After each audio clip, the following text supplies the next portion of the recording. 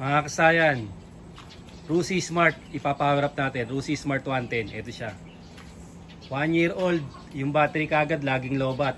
Pag mag-i-start sa umaga, mga 20 kick bago mag-start. Yan, nakita nyo naman sa unang video natin, niremedyo natin yung battery. Ngayon kasayan, titingnan natin kung masusurvive ng power uplines ng kanyang battery. Ito siya, nilagyan natin ng distilled water, ito siya. Titingnan natin kung masusurvive ng power uplines yan. Ito kasayan,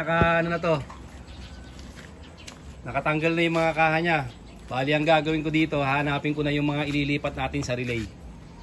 Para matumbok nyo na agad kung meron kayong gantong motor. Rusi Smart 110.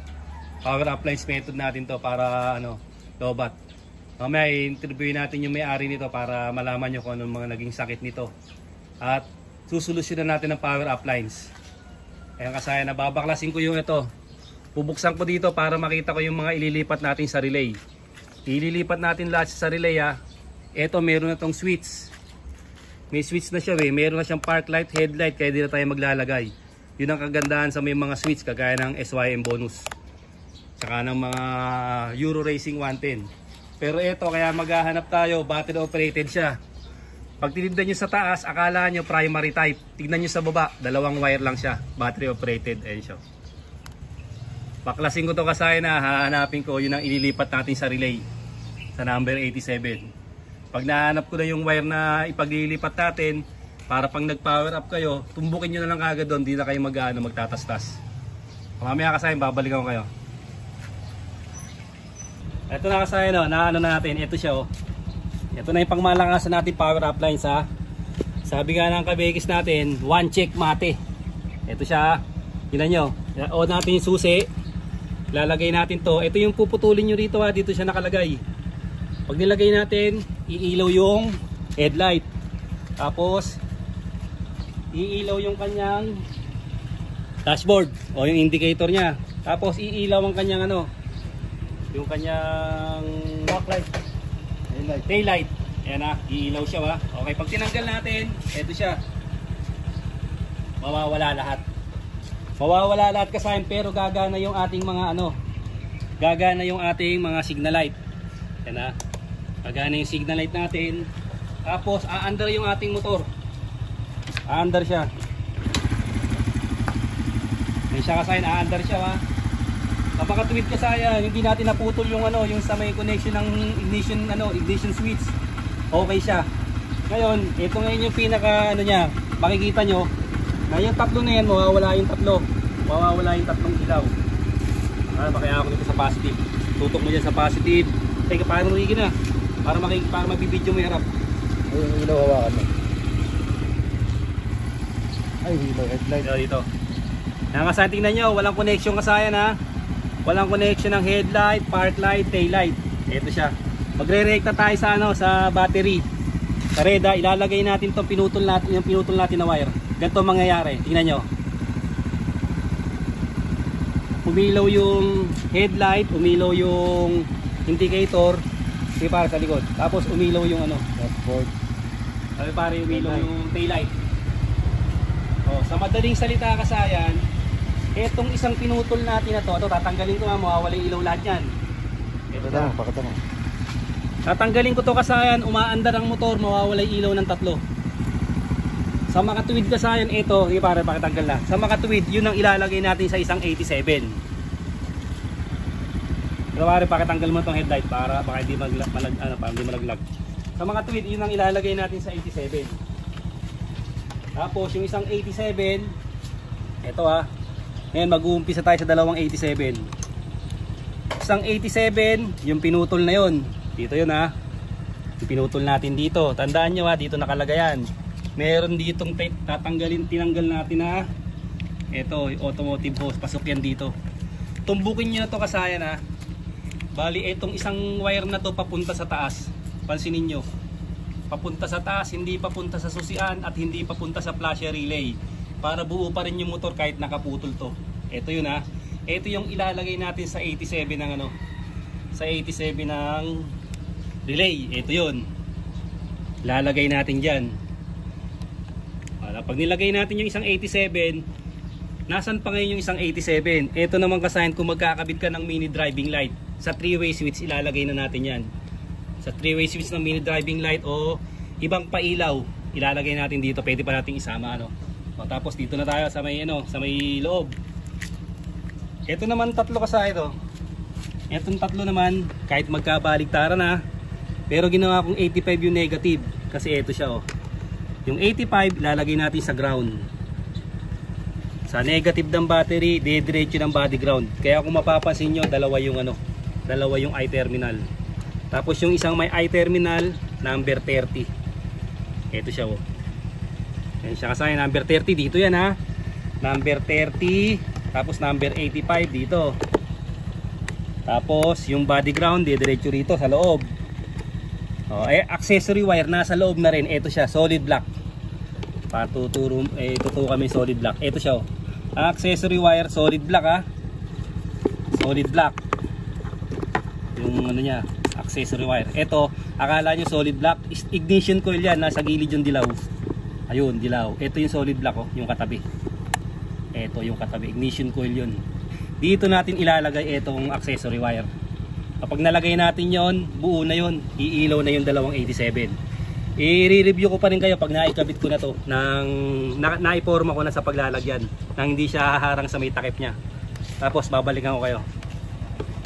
Kasaya no, ito na yung pinaka niya. Nailagay na natin. Ito yung forma niya kasaya na kasi ito yung pinaka takip niya. Pag tinakpan natin kasi siyempre kailangan clear na clear. Baliktad. Una muna to. Tapos ano pag ganito. Ibig sabihin kasaya maluwag yung paglalagyan sa loob. Ito siya ano. Ito ay pupeso natin dito, tsaka natin tutornilyo rito. Ganito yung magiging forma niya. Ito na. Number 30, ito siya oh, may fuse na 15 ampere diretso sa battery. Ito siya 30, kasaya na sa dulo. Number 85 nasa negative.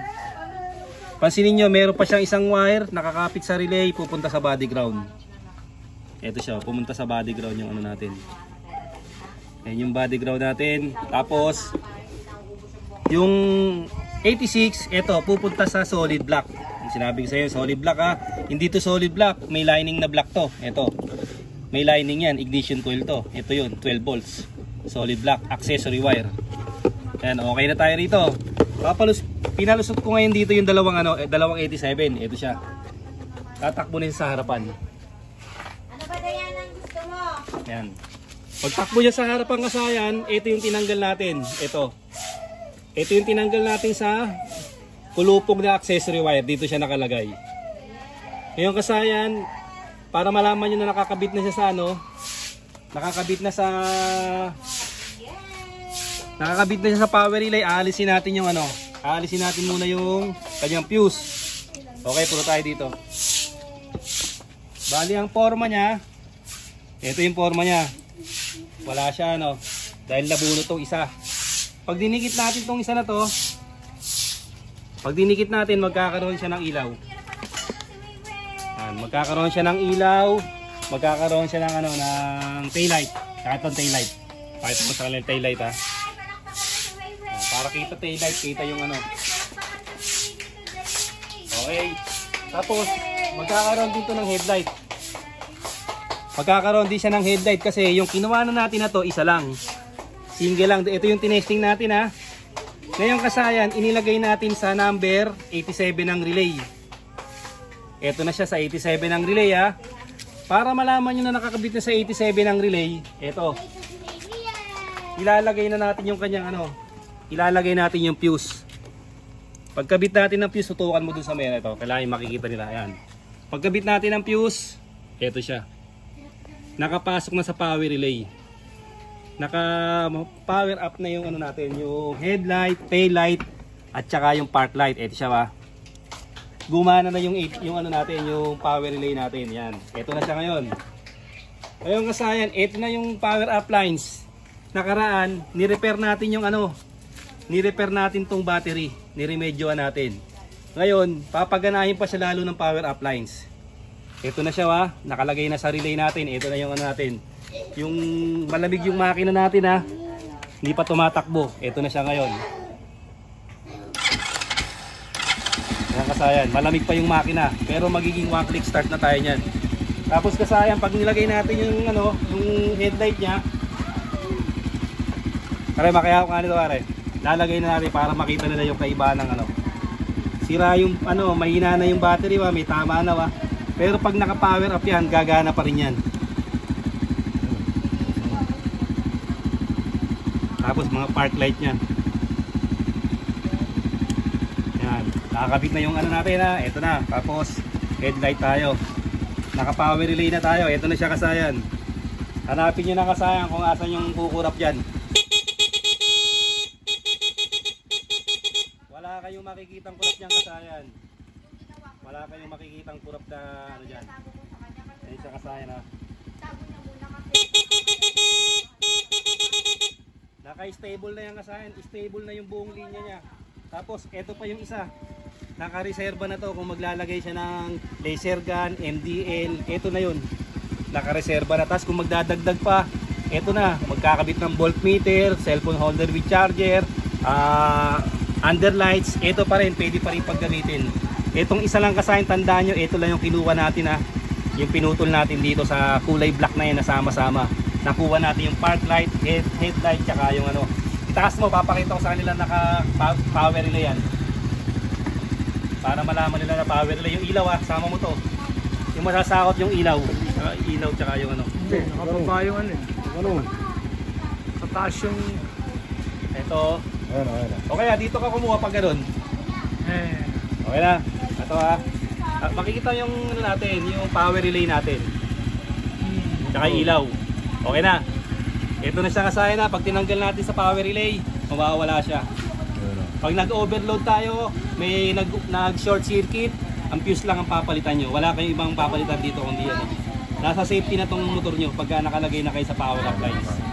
Pag kinabit natin, bukas na sa lahat siya. Ito siya kasayan. Okay na yan. Yan ang tinatawag na power appliance. One relay setup ng ating kabigis na pangmalakasan. Kahit anong ano yan, kahit maglagay tayo ng loud horn, okay na yan. Tignan nyo kasayan ha. Na-resolve natin yung battery niya na landing na. Bukas ang ilaw, bukas yung park light. Mag-i-start tayo. Ganun kalakas kasayan yung power appliance. Ganun yung paggamit ng power relay. Ayan siya. Ngayon kung sa may mga katanungan, mag-comment lang kayo sa baba, sasagutin ko yan. Yung model natin, Rusi Smart 110. Hanggang dito na lang mga kasayan. Salamat sa panonood.